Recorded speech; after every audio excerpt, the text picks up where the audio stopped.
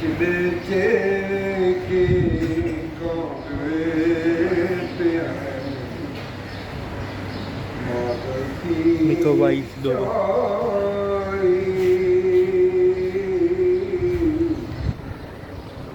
بچے کی کانویتے ہیں مادر کی چائی پیچھے کو چلی So big. کے پریم Who's this? کی چائی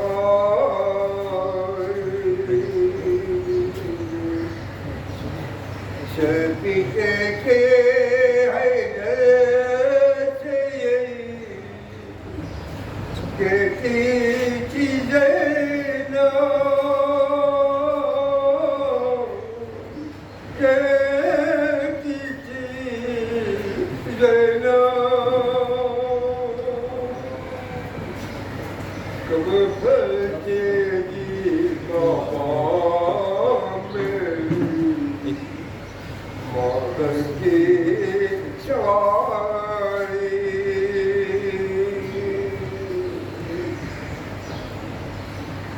جانے کہا دے دیکھا پہلو میں یاد پہلو میں یاد آہستہ بڑے دن کے پیغمبر کی چائی کیوں جائے مکی آتی تیا واضح نبی کی آواز نبی کی کیوں اتری نظر پر میری روشن کی سواری جب کے کاندھے پہ مادر کی سواری وہ دیکھے اندھیرے میں گزرتے ہوئے میاں گزرتے ہوئے میاں فریاد جنہیں معاشر کی چائی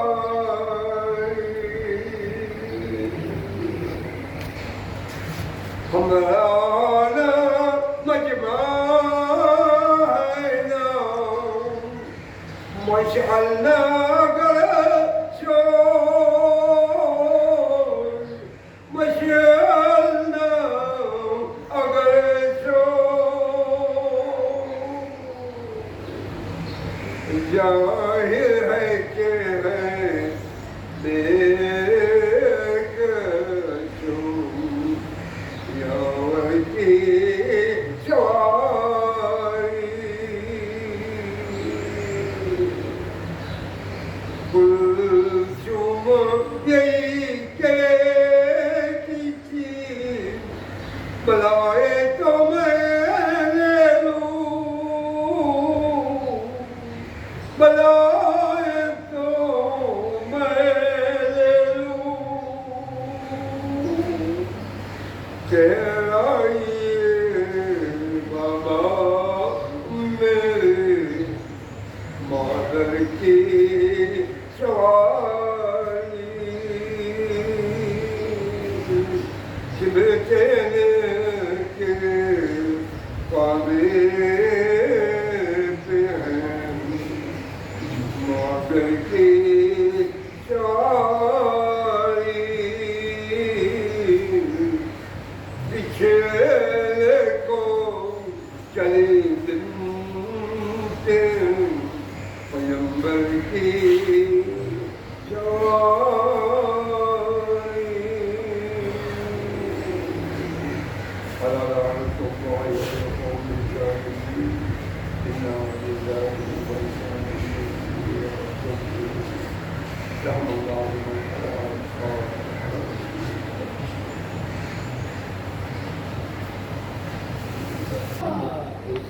رحم الله من قرأ الفاتحة.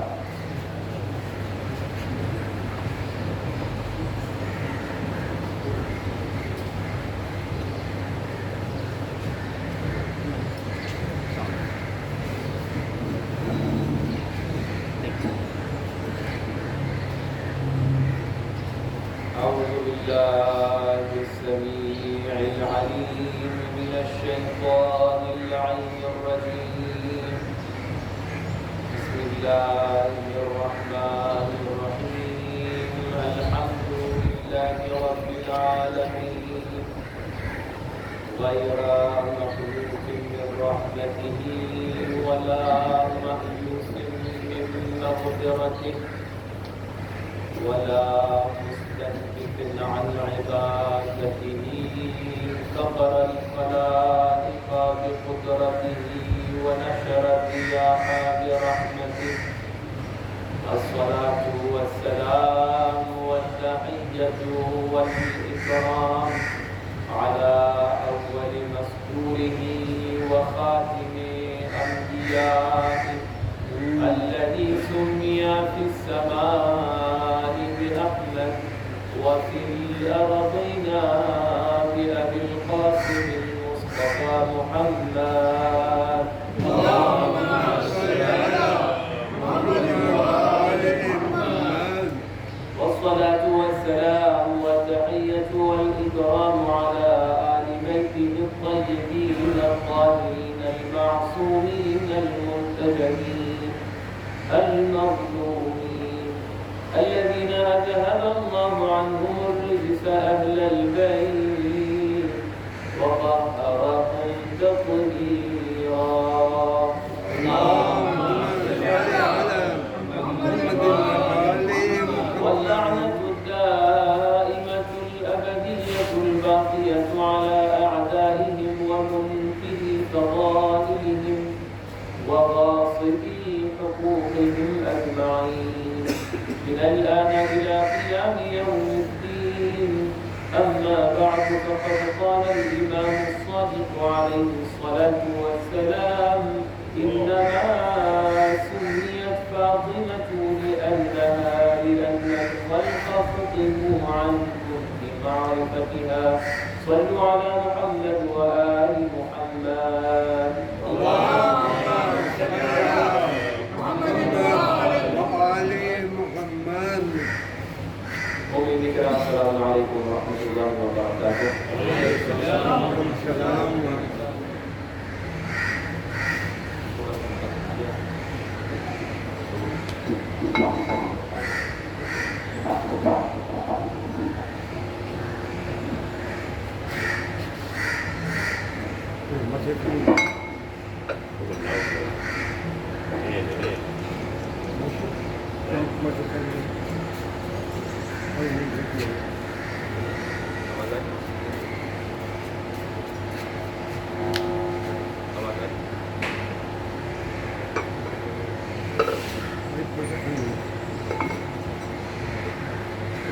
محمد وآل محمد صلوات.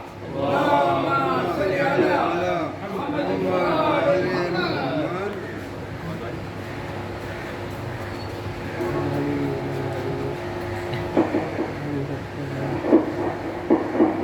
محمد وآل محمد صلاة.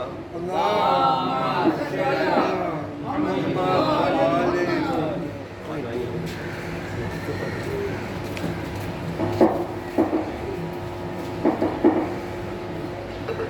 جس روایت کی تلاوت کی، یہ روایت ہمارے اور آپ کے سچے امام جعفر الصادق علیہ الصلوۃ والسلام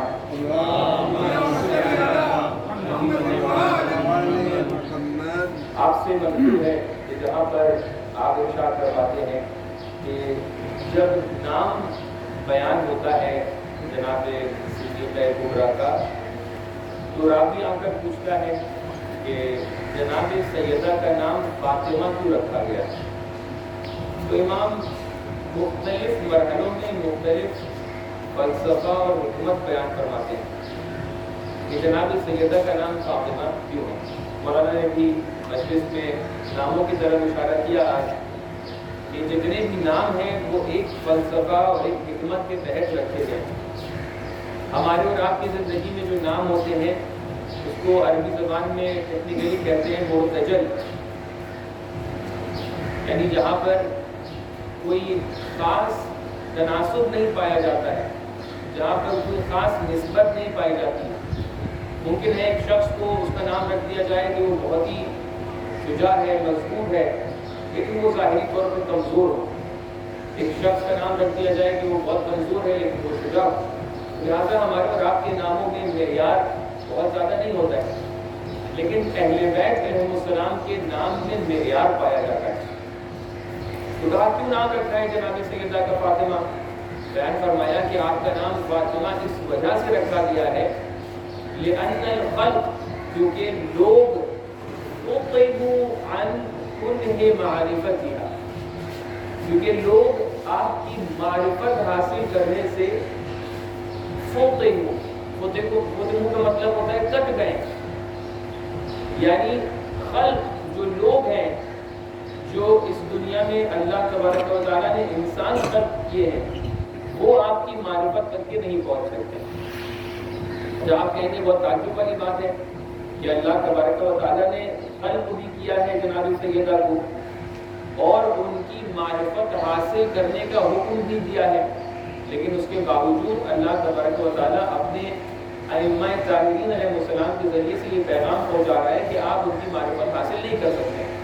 اب اسی ایک چند باتوں کو آپ کے سامنے بیان کر کے آپ کی ضرورت تمام لوگوں میں شہادت کا روز بھی ہے، اس کے بعد بھی آپ کو مجلس میں جانا ہے، اس سے پہلے بھی آپ مجلس سے آ چکے ہیں، تو لہٰذا وقت آپ کا وقت نہیں لینے کا مقصد۔ دیکھیں اللہ تبارک و تعالیٰ نے ہمارے لیے بہت ساری نعمتیں رکھی، بے انتہا نعمتیں اور بے انتہا چیزیں اللہ تبارک و تعالیٰ نے ہمیں دی ہیں کہ جو ہماری زندگی میں اللہ تبارک و تعالیٰ ارشاد فرماتا ہے کہ وَإِن تَعُدُّوا نِعْمَتَ اللَّهِ لَا تُحْصُوهَا، اگر آپ گننا بھی چاہیں جب بھی آپ اللہ تبارک و تعالیٰ کی نعمتوں کو گن نہیں سکتے۔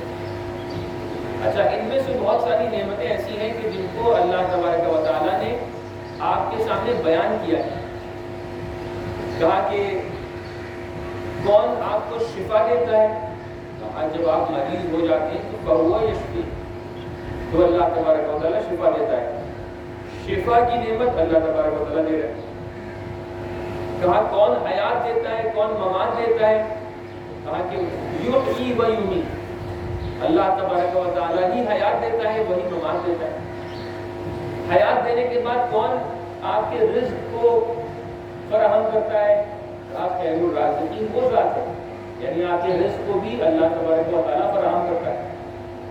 دوسری نعمتیں اللہ تبارک و تعالیٰ نے قرآن میں متعدد مقامات پر گنا دی کہ ہم نے تمہیں یہ بھی دیا، ہم نے تمہیں وہ بھی دیا، لیکن بہت ساری نعمتوں کو نہیں گنایا۔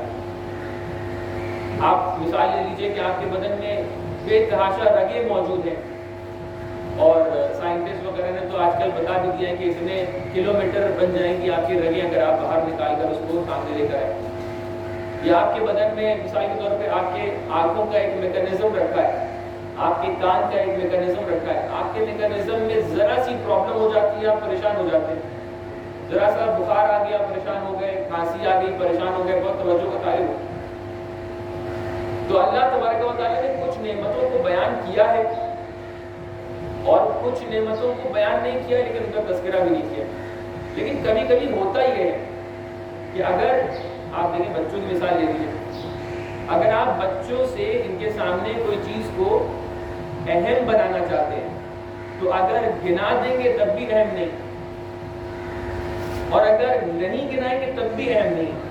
اس پہ غور کیجیے، یعنی آپ ان سے بتا دیجیے کہ میں نے تمہارے لیے مثال کے طور پہ پانی کی بوتل پرووائڈ کی، تو ہو سکتا ہے کہ ایک عرصے بعد وہ اس کی اہمیت کو کھو دیں، ختم ہو جائے۔ اگر آپ ان سے نہ بھی بتائیں، لا کر ایک پانی کی بوتل رکھ دیجیے، ہو سکتا ہے کہ وہ ایک دو دن اس کو استعمال کریں، اس کے بعد اس کی اہمیت ختم ہو جائے۔ لیکن ایک واحد طریقہ یہ ہے اس کی اہمیت کو زیادہ بڑھانے کے لیے کہ جس کو روایات کے اندر بیان کیا گیا ہے کہ الانسان، جو انسان ہے، حریص علی ما منع، وہ کچھ چیزوں کی بنسبت حریص ہو جاتا ہے، یعنی کچھ چیزوں کی بنسبت وہ خود بخود انتھوزیاسٹک ہو جاتا ہے۔ کب ہوتا ہے؟ کہ جب اس کے سامنے سے کوئی چیز چھپا لی جاتی ہے۔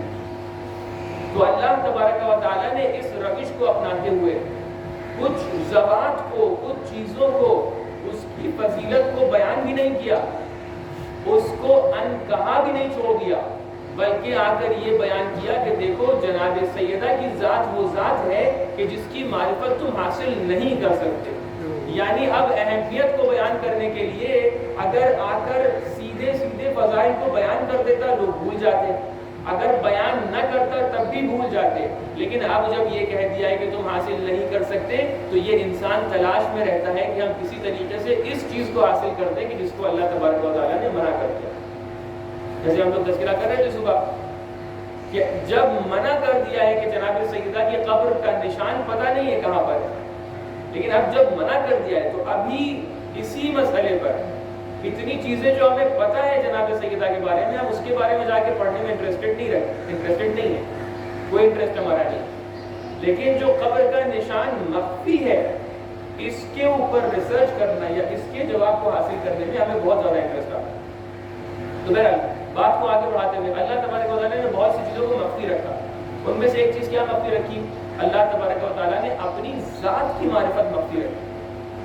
یعنی اللہ تبارک و تعالیٰ نے کہا کہ تم کچھ بھی کر لو، تم ایک مخلوق ہوتے ہوئے خالق کی معرفت کو حاصل نہیں کر سکتے۔ تو اللہ تعالیٰ نے اپنی ذات کو بھی مخفی رکھا، یعنی اللہ تبارک و تعالیٰ کچھ چیزوں کو مخفی رکھنا چاہتا ہے، لیکن کیوں مخفی رکھنا چاہتا ہے؟ کبھی کبھی مخفی رکھنے کا مقصد یہ ہوتا ہے کہ انسان سے اس چیز کو چھپانا ہوتا ہے، لیکن کبھی کبھی اللہ تبارک و تعالیٰ ایک چیز میں اتنا علو اور اتنی بزرگی عطا کر دیتا ہے کہ انسان اس کی معرفت تک کے نہیں پہنچ سکتا ہے۔ تو لہٰذا اللہ تبارک و تعالیٰ کی ذات سامنے ہے، اللہ تبارک و تعالیٰ اپنی ذات کو پہچانوانا بھی چاہتا ہے، اس نے آیات کے ذریعے سے پہچانوایا بھی ہے، لیکن کیونکہ انسان کے پاس اتنی قدرت نہیں ہے کہ اس کی ذات کی معرفت حاصل کر لے، لہٰذا بیان یہ ہوا کہ اللہ کی ذات کی معرفت حاصل نہیں کی جا سکتی ہے۔ بالکل یہی کیفیت ہے جناب سیدہ کی کہ جب سورہ انا انزلنا نازل ہوا تو پوچھا گیا وما ادراک ما لیلۃ القدر، کہ لیلۃ القدر کیا ہے؟ تو تفسیر میں بیان کیا گیا کہ یہ جناب فاطمہ الزہرا کی ذات ہے۔ تو اللہ تبارک و تعالیٰ نے اس بات کو واضح کر دیا کہ دیکھو جناب سیدہ کو اللہ تبارک و تعالیٰ نے اپنی طرف نسبت دیا ہے اور اس مقام پہ لے جا کر چھوڑا ہے کہ جہاں پر اگر لوگ چاہیں بھی تو ان کے اندر وہ ظرف موجود نہیں ہے جو آپ کی معرفت کو حاصل کر سکے۔ ایک صلوات پڑھیں محمد و آل محمد۔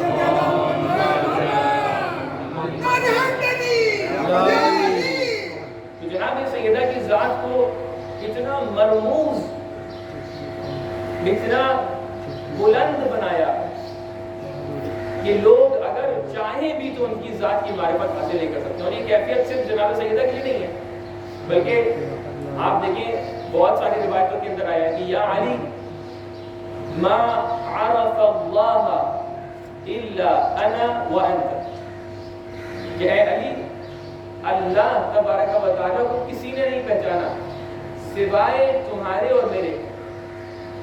وما عرفنی الا اللہ وانت، اے علی مجھے بھی کسی نے نہیں پہچانا سوائے آپ کے اور اللہ۔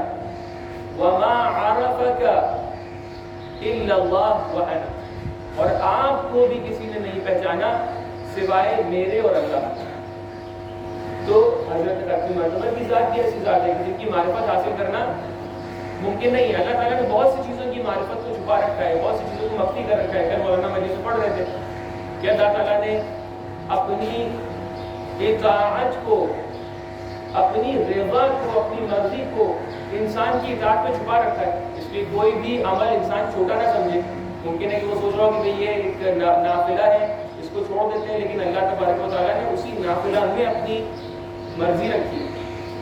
اللہ نے اپنے غضب کو، اپنے سخط کو معاصی کے اندر چھپا رکھا ہے، یعنی انسان کبھی کبھی سوچتا ہے کہ یہ تو چھوٹی سی غلطی ہے، اس کو کر لیتے ہیں، اس میں کیا پرابلم ہو سکتی ہے، لیکن آپ حدیث میں کیا ارشاد ہوتا ہے کہ نہیں ہو سکتا ہے کہ وہی غلطی جس کو ہم چھوٹا سمجھ رہے ہیں اسی میں اللہ تبارک و تعالیٰ کا غضب چھپا ہوا ہے، اور اللہ تبارک و تعالیٰ نے اپنے ولی کو بندوں کے درمیان چھپا رکھا ہے۔ ہو سکتا ہے کسی انسان کو ہم سمجھیں کہ یہ تو عام سا شخص ہے تو اس کی بنسبت کچھ بے احترامی کر دیں، اہانت کر دیں، یعنی ہم نے اپنے بندوں کو چھپا رکھا ہے، اپنے بندوں کو چھپا رکھا ہے۔ ہو سکتا ہے کہ جس کو تم عام بندہ سمجھ رہے ہو، سیدھا بندہ سمجھ رہے ہو، تم اس کی طرف بے احترامی کر دو اور وہی بندہ اللہ کا محبوب نکل جائے۔ تو لہٰذا اللہ تعالیٰ نے بہت سی چیزوں کو مخفی رکھا اور بہت سی چیزوں کو ظاہر کر دیا۔ ان میں سے ایک اہم ترین ذات کون سی ذات ہے؟ لیلۃ القدر کی، جس کو مخفی رکھا۔ لیکن عجیب بات ہے کہ لیلۃ القدر کو مخفی رکھنے کی بات قرآن میں ہو رہی ہے، وما ادراک ما لیلۃ القدر، لیکن اسی کے بعد والی آیت میں اللہ تبارک و تعالیٰ وضاحت فرما رہا ہے لیلۃ القدر خیر من الف شہر، اور توضیح دے رہا ہے تنزل الملائکۃ۔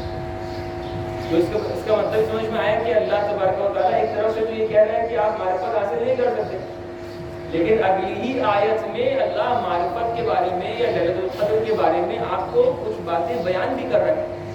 تو اے پروردگار، آخر ماجرا کیا؟ یا تو ہم معرفت حاصل نہیں کر سکتے یا ہم معرفت حاصل کر سکتے ہیں۔ اگر معرفت حاصل نہیں کر سکتے تو بھی نہ بتا، اگر تو بتا رہا ہے تو یہ نہ کہہ کہ معرفت حاصل نہیں کر سکتے۔ تو شاید جواب دے رب العزت آئے کہ دیکھو لیلۃ القدر کی معرفت حاصل کرنا تمہارے لیے اپنی ناقص عقلوں سے ممکن نہیں۔ اگر تم چاہتے ہو لیلۃ القدر کی معرفت حاصل کرو تو تمہیں ضروری ہے کہ قرآن کی آیتوں کی طرف آؤ، تمہارے لیے ضروری ہے کہ رسول اللہ کی روایتوں کی طرف آؤ، تمہارے لیے ضروری ہے کہ ائمہ کی روایتوں کی طرف آؤ۔ اگر چاہتے ہو کہ جناب سیدہ کو پہچانو تو اہل بیت کے دروازے پر آ کر پوچھو کہ جناب سیدہ کون۔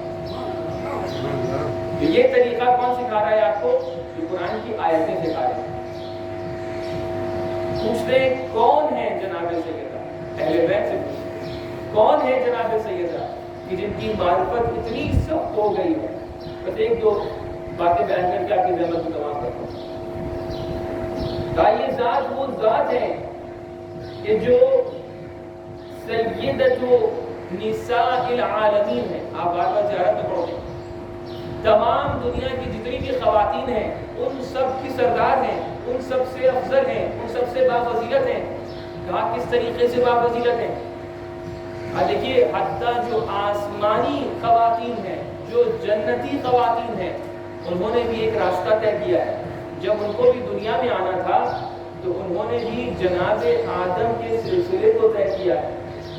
انہیں بھی جناب آدم کی نسل اندر نسل چل کر اپنے زمانے تک کے پہنچنا ضروری ہے۔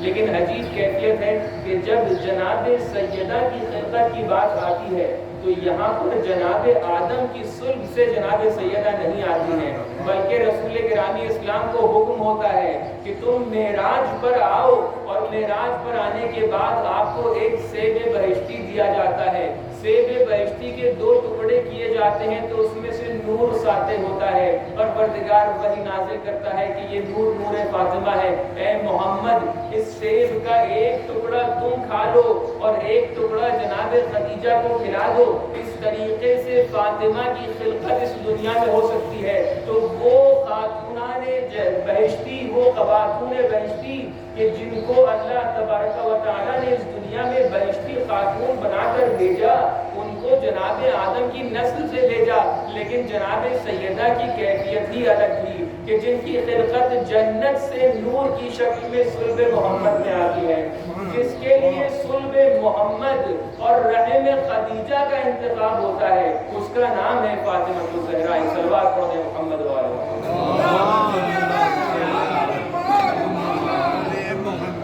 یہاں سے آپ کو جناب خدیجہ کی بھی فضیلت سمجھ میں آئے گی کہ دیکھیے وہ ذات کے جو معراج پہ جا کے جناب سیدہ کے نور کو لے کر آ رہا ہے، وہ ذات کس کی ذات ہے؟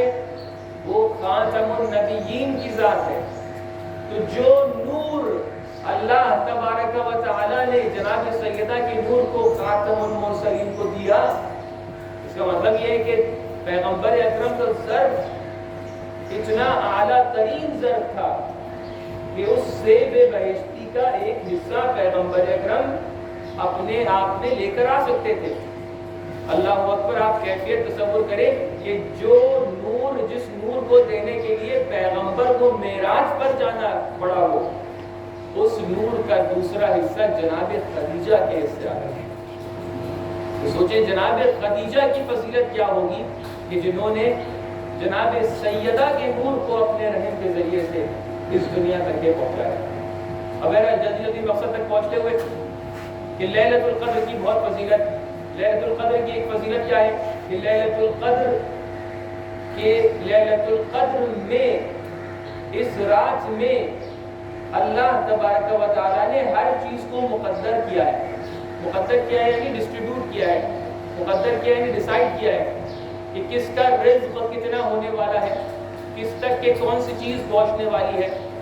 فیہا یفرق کل امر حکیم، لیلۃ القدر میں تمام چیزوں کو حکمت کے ساتھ معین کیا جاتا ہے، چیزوں کو معین کیا جاتا ہے، یعنی انسان کے لیے ضرورت کی جتنی بھی چیزیں ہیں وہ سب طے کی جاتی ہیں لیلۃ القدر۔ آپ کی ضرورت کی چیزیں کیا ہیں؟ آپ کو کھانے پینے کی ضرورت ہے، لیلۃ القدر میں طے ہوگا کہ آپ کا رزق کیا ہوگا۔ آپ کو رہنے کے لیے گھر کی ضرورت ہے، لیلۃ القدر میں طے ہوگا۔ اسی لیے ہم لوگ سے کہا گیا ہے کہ لیلۃ القدر میں حتی الامکان زیادہ عبادت کی جائے، اس کے اندر دعائیں مانگی جائیں۔ معلوم یہ ہوگا کہ ساری چیزیں آپ کے لیے لیلۃ القدر میں معین کی جاتی ہیں۔ لیلۃ القدر میں آپ کے لیے کھانا معین ہو گیا، آپ کے لیے شیلٹر معین ہو گیا، آپ کی نسل معین ہو گئی، آپ کا رزق معین ہو گیا۔ کیا یہی آپ کی ضرورتیں ہیں؟ نہیں، کہا ضرورتیں اس سے بڑھ کر بھی ہیں۔ ہماری کچھ ضرورتیں اسپریچول ضرورتیں، کیا وہ بھی لیلۃ القدر میں طے ہوتی ہیں؟ کہا ہاں وہ بھی طے ہوتی ہیں لیلۃ القدر میں۔ معلوم یہ ہوا کہ جس طریقے سے ہمارا یہ بدن ہے اور اس کی ضرورتیں ہیں، میں خطبہ فدقیہ کا ایک فقرہ آپ کے سامنے بیان کرنا چاہتا ہوں کہ جس طریقے سے ہمارا یہ بدن ہے اور اس کی ضرورتیں ہیں، کبھی کھانا چاہیے ہے، کبھی شیلٹر چاہیے ہے، کبھی کپڑے چاہیے ہیں، کبھی نسل آگے بڑھانی ہے، اسی طریقے سے آپ کی ایک روح بھی ہے۔ آپ کے اس جسمانی بدن کے لیے جو چیز اس کا مرکز ہے اس کو آپ قلب کہتے ہیں، اس کو آپ ہارٹ کہتے ہیں۔ جناب سیدہ خطبہ فدقیہ میں ارشاد فرماتی ہیں کہ وَطَاعَتَنَا نِظَامًا لِلْمِلَّةِ، کہ اللہ تبارک و تعالیٰ نے جس طریقے سے آپ کے اس بدن کے لیے ایک قلب بنایا کہ جو اس کا محور ہے، جو طے کرتا ہے کہ آپ کو اس بدن کے لیے کس چیز کی ضرورت ہے، کس چیز کی ضرورت نہیں ہے، اسی طریقے سے جو آپ کی معنوی زندگی ہے، جو آپ کی اسپریچول زندگی ہے، اس کا بھی ایک قلب ہے۔ وہ قلب اہل بیت علیہ السلام کی ولایت ہے، اور اہل بیت علیہ السلام کی ولایت بھی اسی رات میں طے ہوتی ہے۔ اے پروردگار، جو ظاہری جسم ہے اس کا رزق تو نے معین کر دیا، باطنی رزق کو کیسے معین کرتا ہے؟ معلوم یہ ہوا کہ باطنی رزق کو معین کرنے کے لیے پروردگار نے تفسیر لیلۃ القدر کو فاطمہ الزہرا بنا کر بھیجا۔ ایک صلوات پڑھ دیں محمد و آل محمد۔ ظاہری طور پہ لیلۃ القدر میں ایک قرآن نازل ہوا، تو ایک قرآن نازل ہونے کی وجہ سے یہ لیلۃ القدر اتنی بافضیلت ہو گئی کہ 1000 مہینے بھی اس کے سامنے کچھ نہیں۔ اگر باطنی لیلۃ القدر کی طرف جائیں تو معلوم یہ ہوگا ایک نہیں، دو نہیں، بلکہ 11 قرآن ناطق جناب فاطمہ الزہرا کے ذریعے سے اس دنیا میں بھیج دیے گئے۔ ایک صلوات پڑھ دیں محمد و آل محمد۔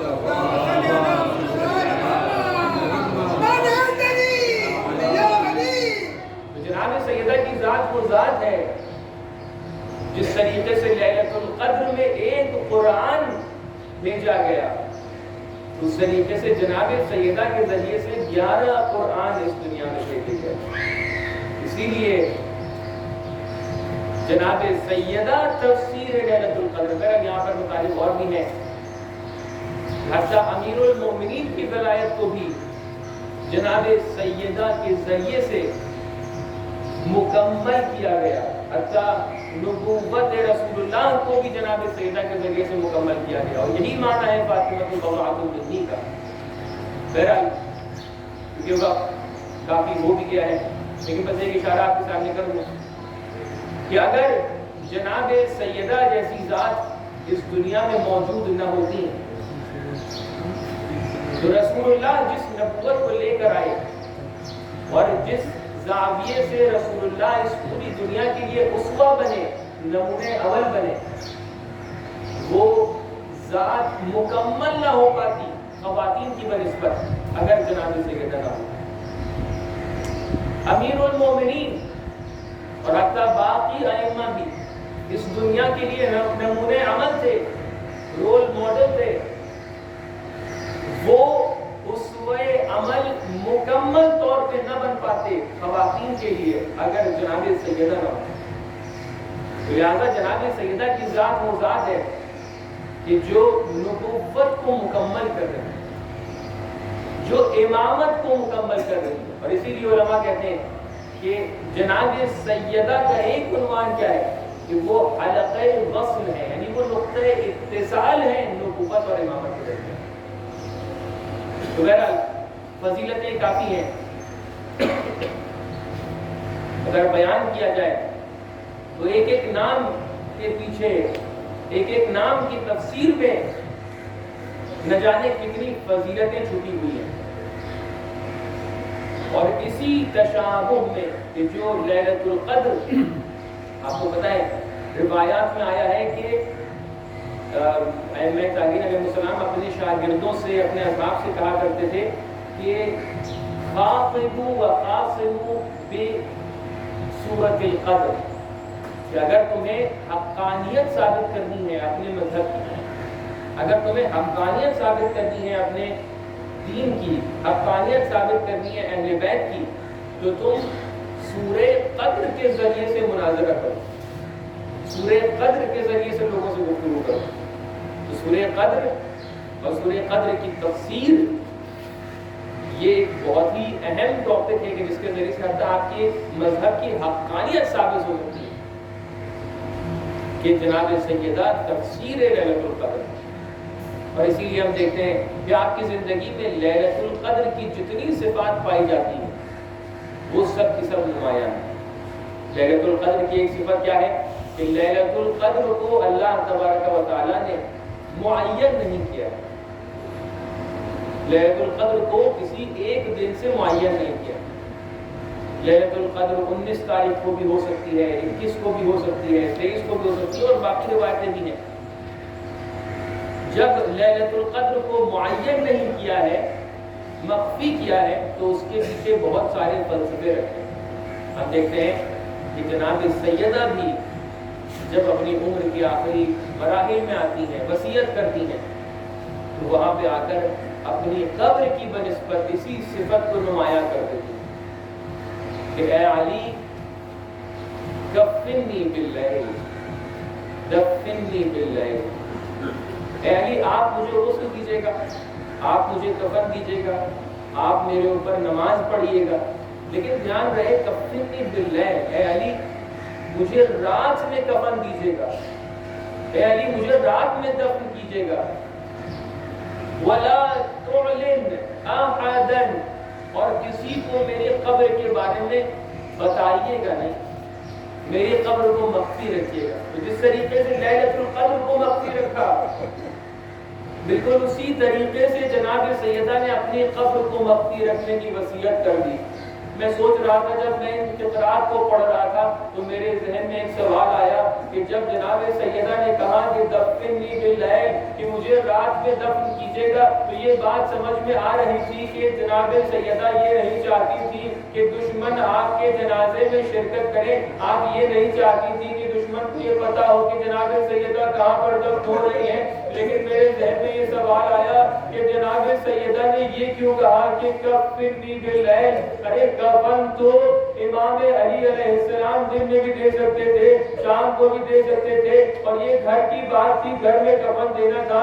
شاید جناب سیدہ نے پلٹ کر یہ سوچا ہو کہ میرے تازیانوں کے نشان کہیں علی کے سامنے نہ آ جائے، کہیں میری ٹوٹی ہوئی پسلیوں کو علی نہ دیکھ لے، کہیں دروازے کی نیب اور کیل جو میری پسلیوں میں پیوست ہو گئی ہے ان کو علی نہ دیکھ لے۔ اسی لیے وصیت کی کہ مجھے غسل بھی دیجیے گا تو رات کو غسل دیجیے گا، کفن بھی دیجیے گا تو رات کو کفن دیجیے گا۔ علی نے وصیت کے مطابق رات کو کفن دینا شروع کیا، رات کو غسل دینا شروع کیا، لیکن ایک مرحلہ وہ آیا جو علی اپنے بچوں کو دھیمے دھیمے رونے کے لیے کہہ رہے تھے کہ اے بچوں تیز آواز سے نہ رونا، کہیں مدینے والوں کو یہ معلوم نہ ہو جائے کہ سیدہ کا کفن ہو رہا ہے، سیدہ کو دفن کرنے کا وقت آ رہا ہے۔ ایک مرحلہ وہ آتا ہے جہاں پر علی ابن ابی طالب چیخ مار کر روتے ہیں، اے مولا ابھی تک کہ آپ بچوں کو دھیرے دھیرے رونے کے لیے کہہ رہے تھے،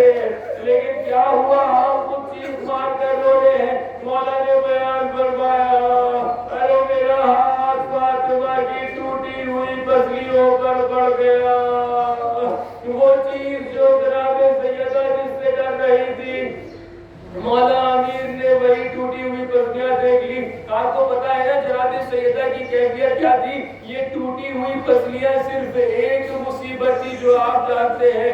جناب سیدہ کے بارے میں مقاتل نے کچھ اس طریقے سے لکھا ہے کہ جناب سیدہ آپ کی شہادت سے پہلے کا مرحلہ یہ تھا کہ جناب سیدہ کی ایک صفت تھی معصبۃ الراس، جناب سیدہ اپنے سر پر ایک پٹی باندھے رہتی تھی، اس پٹی کو دور نہیں کرتی تھی۔ پوچھا گیا کیوں دور نہیں کر رہی ہے؟ کہا اس قدر تازیانے پڑے ہیں کہ میرے سر میں وہ درد بیٹھ گیا ہے، اب اس پٹی کو میں اپنے سر سے نہیں ہٹا سکتی ہوں۔ ایک صفت اور بیان کی گئی ناحیۃ الجسم، جناب سیدہ کا جسم اس مرحلے تک یہ پہنچ گیا تھا کہ آپ کے جسم ایک نحیف صورت میں باقی رہ گیا تھا، اب جسم میں کوئی گوشت باقی نہ تھا۔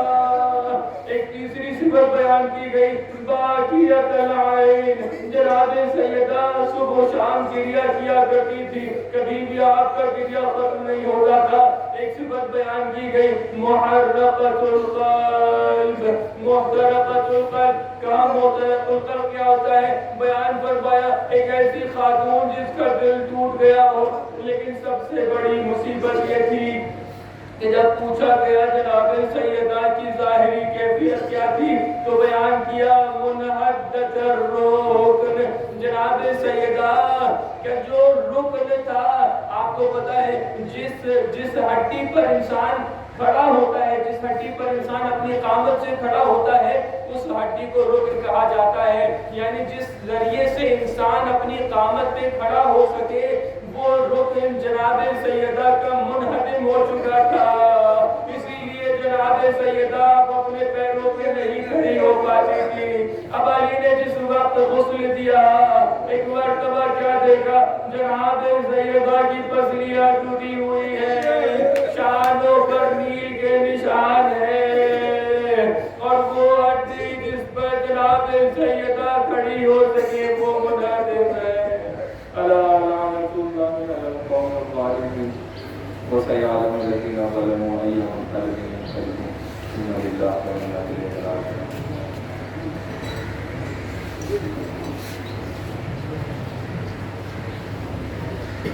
فاطمہ ساتم ہے مومنوں، فاطمہ ساتم ہے، دخترے مصطفیٰ کا ماتم ہے، مومنوں فاطمہ کا ماتم ہے، مومنوں فاطمہ کا ماتم ہے، بھلے احمد جسے ستایا گیا، بھلے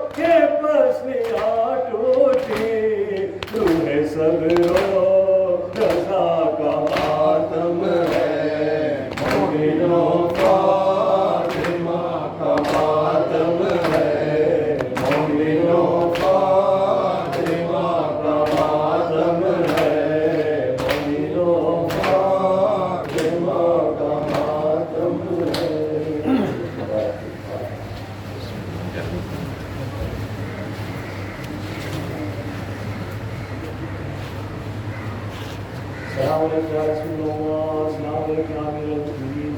السلام عليك يا فاطمة الزهراء سيدة نساء العالمين. السلام عليك يا سيد المجتبى. السلام عليك يا عم عبد الله الحسين وعلى علي بن الحسين وعلى أولاد الحسين وعلى أصحاب الحسين جميعا ورحمة الله وبركاته. السلام عليك يا خير الغرباء ومن المدى السلطان والأسنى بجنة موسى الضراء من شفيعنا وشفيع والدينا في يوم الجزاء ورحمة الله وبركاته.